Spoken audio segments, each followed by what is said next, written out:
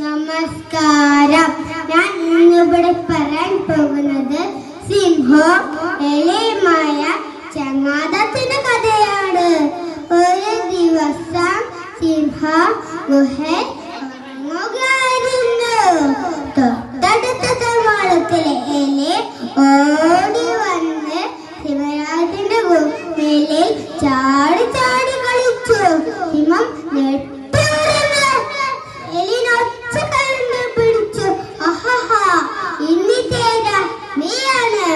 അപ്പോൾ എലിക്ക് ഭയം തോന്നി. ആപത്ത് പറ്റിയാൽ രക്ഷിക്കാൻ വരാൻ കൂട്ടുകാര.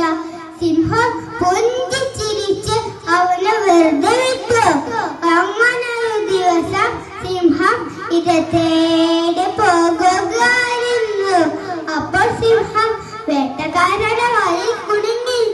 സിംഹം വിളിച്ച് എലി ഓടി വന്ന് വല കടിച്ച് മുറിച്ച് സിംഹരാജത്തിനെ രക്ഷപ്പെടുത്തി. തിരക്കുടപാടം എന്താ, വലുതാണോ ചെറുതാണോ നോക്കരുത്.